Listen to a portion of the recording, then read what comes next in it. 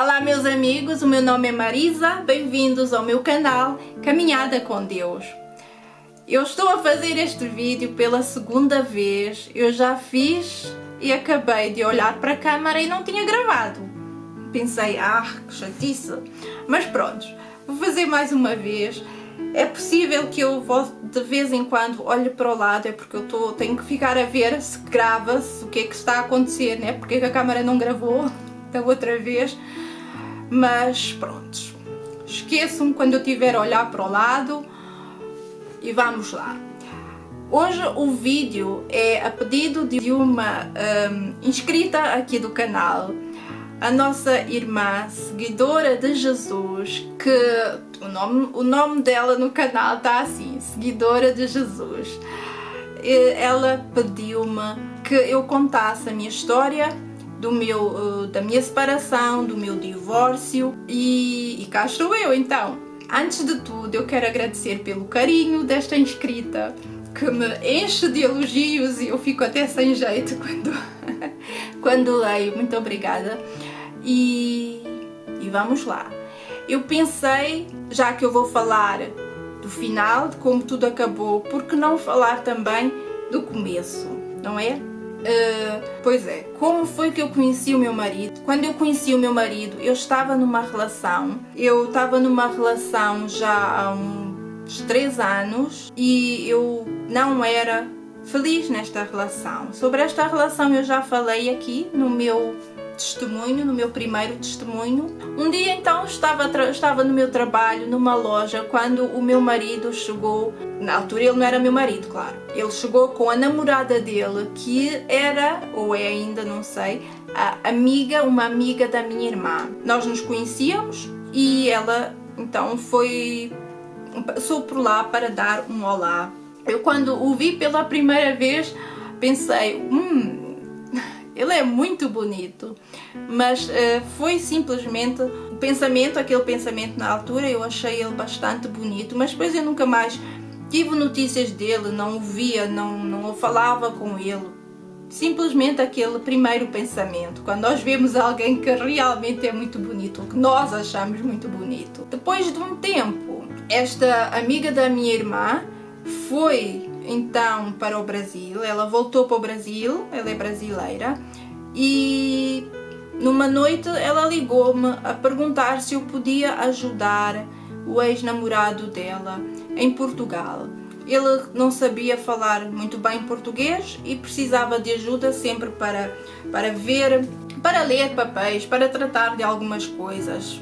E a minha irmã, como já estava na Inglaterra, a minha irmã vive na Inglaterra já há um bom tempo, também não o podia ajudar. Então eu disse, ok, ele pode vir aqui e eu ajudo no que eu puder. E assim foi. Eu tinha alguns problemas na minha relação, mas eu não posso dizer que foi por causa do meu marido, que começou tudo por causa dele. Não, nós já não nos dávamos bem nesta relação. Nós vivíamos como 2 amigos em casa, só que nos olhos de todas as pessoas nós éramos o casal perfeito. Até que eu uma vez falei com o meu namorado na altura e eu disse-lhe, isto assim não dá mais, temos que acabar com esta relação. E assim tinha sido, e para mim, depois desta conversa, eu achava que tinha ficado claro que a relação tinha acabado, que não havia mais volta. E aí eu fui-me sempre me encontrando mais com o meu marido para ajudá-lo com as coisas que ele precisava, e depois também para ir beber um café ou coisa, para conversar com ele. E depois eu apaixonei por ele. Eu apaixonei-me por ele e eu depois apaixonei-me por ele. E quando ele me disse então também que ele estava à procura de alguém com quem ele pudesse casar por causa dos documentos. E eu pensei, eu faço isso, né? Eu já tinha acabado a minha relação e nós já estávamos um bocado juntos, eu e meu marido. Eu estava apaixonada por ele, nós estávamos juntos. Eu pensei, ele perguntou: Marisa, porque tu não podes casar comigo? Casa comigo, nós vamos para a Alemanha e nós vamos viver lá. E aquelas conversas que, sei lá, conversas que eu queria ouvir, se calhar, não sei. E eu então casei com ele. Eu casei com ele sem dizer nada a ninguém. Eu casei com ele sem dizer aos meus pais, sem dizer aos amigos. Casei com ele simplesmente. Eu não queria que ele fosse embora sem mim, eu não queria ficar mais sem ele. E depois de nós estarmos casados, este meu namorado veio ter comigo. Quando eu digo veio ter comigo para uma conversa, porque nós estávamos sempre juntos, nós trabalhávamos juntos e nós morávamos juntos. Nós já morávamos juntos, nós tínhamos um carro juntos, nós tínhamos muita coisa juntos. Ou seja, a nossa separação não dava para ser, ok, nós nos separamos e estamos completamente separados. Para mim, na minha cabeça, depois daquela conversa, só faltava mesmo, era nós nos separarmos assim de casa e tudo mais, mas nós estávamos separados. Mas pronto, ele depois veio com a conversa da reconciliação. Marisa, nós já estamos há um bom tempo e a família, nós damos-nos bem com a família um do outro. E eu te amo tanto, e aquelas conversas, né, de quem quer reconciliação. Aí eu pensei, eu acho que fiz um erro em casar tão depressa, em casar com o meu marido. Se calhar esta relação ainda não acabou, eu devia dar uma oportunidade ainda nesta relação.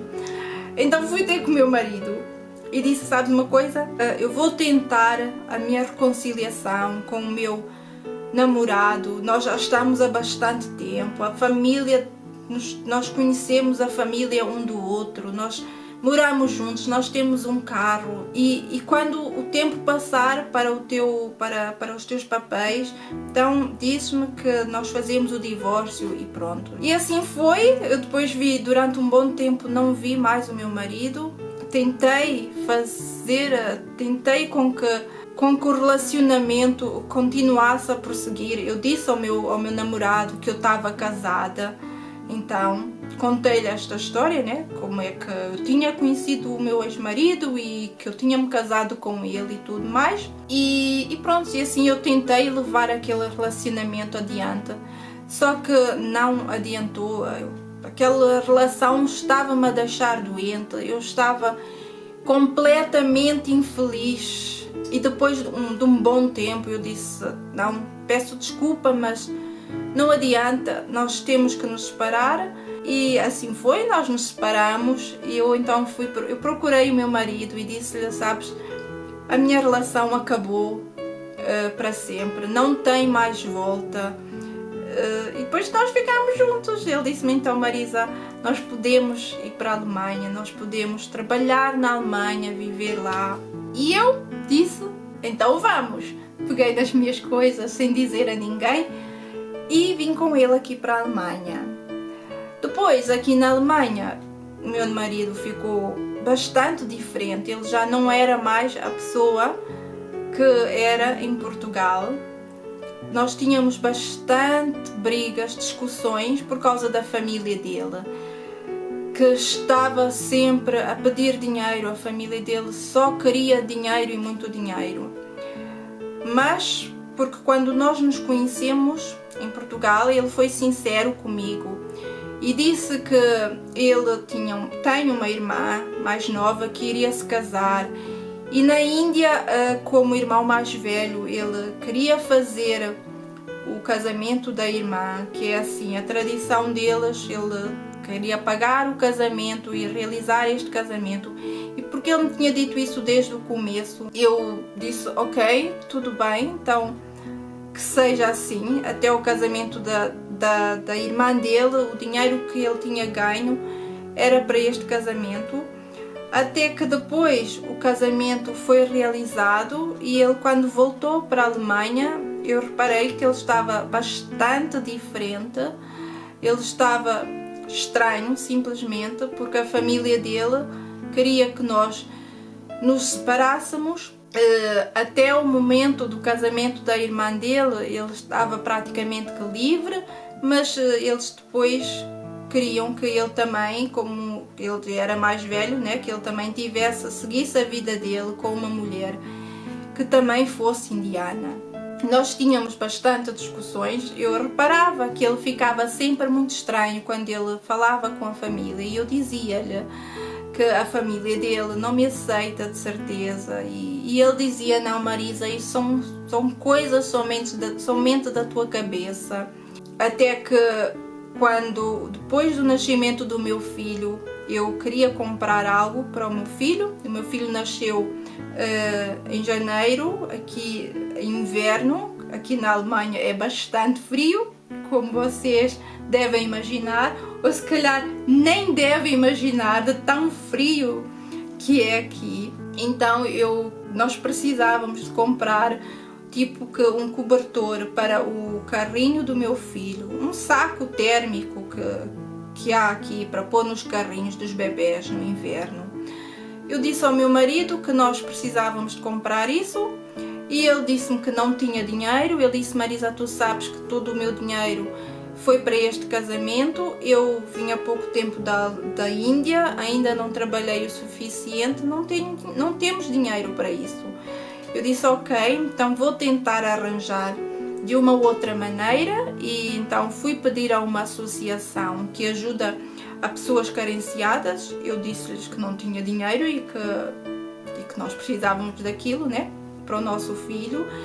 Eles então me deram este saco térmico para o carrinho do bebê, e depois, quando o meu marido voltou do trabalho, ele tinha estado uns dias fora de casa, porque ele trabalhava fora de casa, ficava uns dias fora e depois voltava. E quando ele voltou e eu estava a arrumar a mala dele, a desfazer a mala para lavar as roupas, eu vi então, por um talão do banco, que na altura que eu tinha-lhe falado sobre a compra deste saco térmico, nesta altura ainda ele tinha dinheiro, só que depois de uns poucos dias, ele tinha mandado todo o dinheiro que ele tinha realmente para a Índia.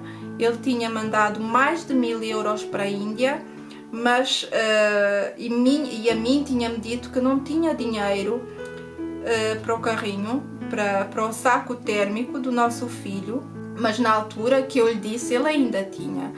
É claro que isso foi um motivo de discussão para nós discutimos bastante por causa disso, e com esta briga nós tínhamos resolvido então que nós iríamos nos separar, porque eu disse-lhe a ele: tu disseste que tudo isto seria só até ao casamento da tua irmã, só que este casamento já foi realizado, tu voltas e ainda aquilo que tu tens continuas a mandar escondidas para a tua família, não vai adiantar. E nós discutimos bastante e resolvemos que nós iríamos então nos separar. Neste dia ele foi ligar para a família, nós estávamos os dois bastante chateados. Ele ligou para a família dele na Índia e disse que nós iríamos nos separar. E em coisa de mais ou menos 2 dias, eles então arranjaram uma mulher para ele. Na verdade, eles já tinham esta mulher para ele na Índia, eles queriam que ele se casasse com ela, mas ele sempre tinha dito que não.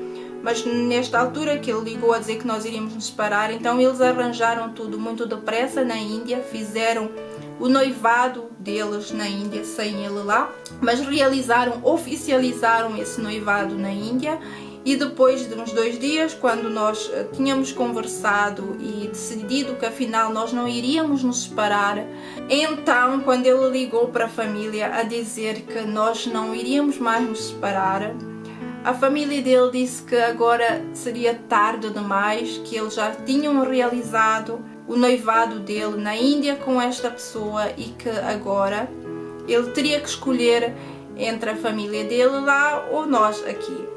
A mãe dele ainda disse que se fosse para não realizar este noivado, este casamento, então ela iria se matar, porque ela não conseguiria viver com esta vergonha lá na Índia. E assim foi então, ele fez a escolha dele, decidiu ficar com a família dele na Índia.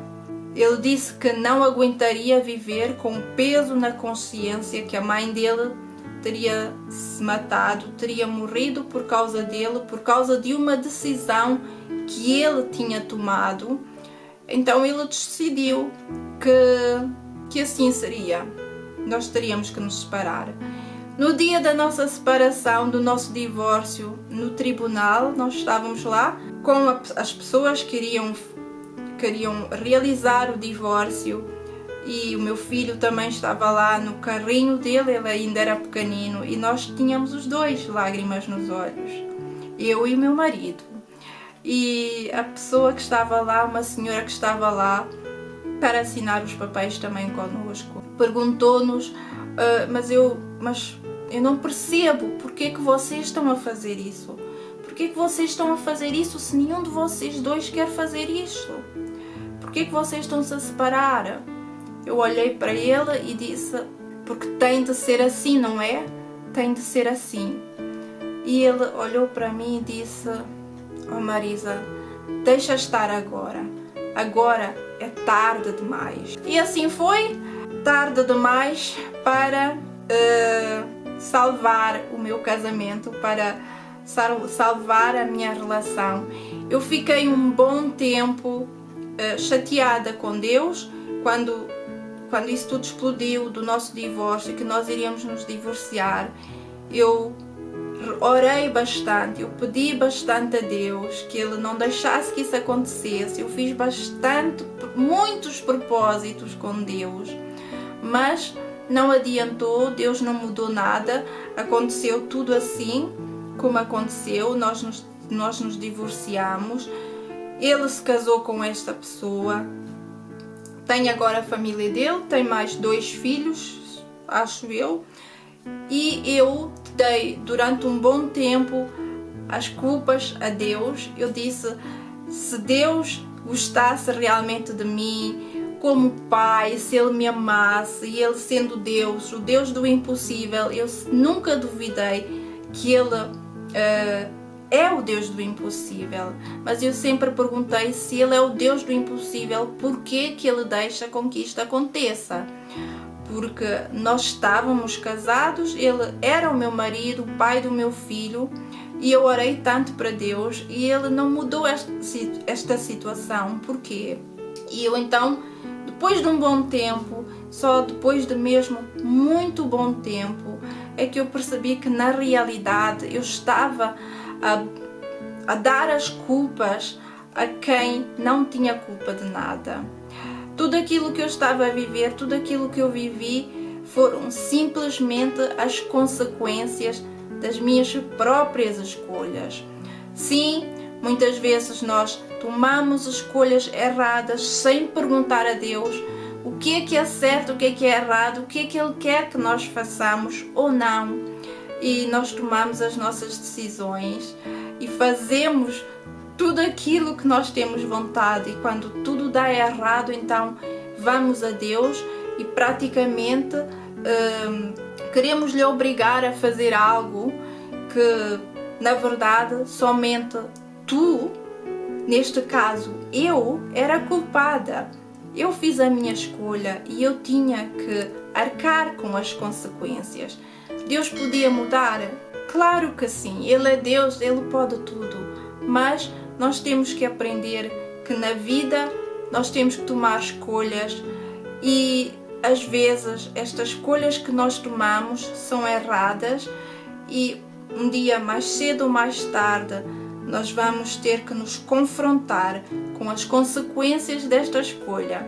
Se eu tivesse perguntado a Deus, na altura eu nem estava com Deus, mas se eu tivesse parado pelo menos um bom tempo para perguntar a Deus, então com certeza não teria me casado com esta pessoa e não teria vivido esta situação toda.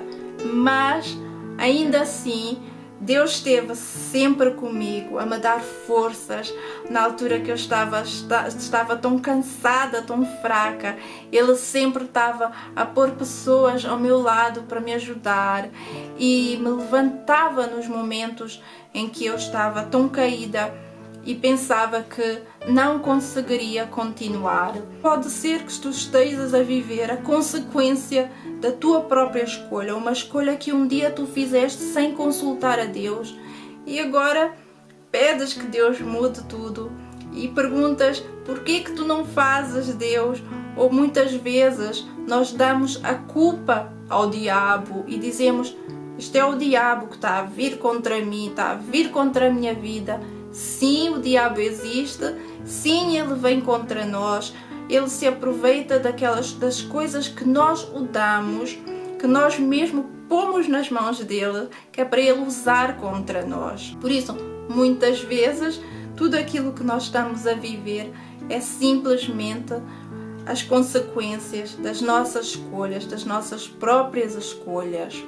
Agora, se tu me perguntares: Marisa, nesta situação toda, nesta história toda, se tu pudesses voltar atrás, mudarias alguma coisa?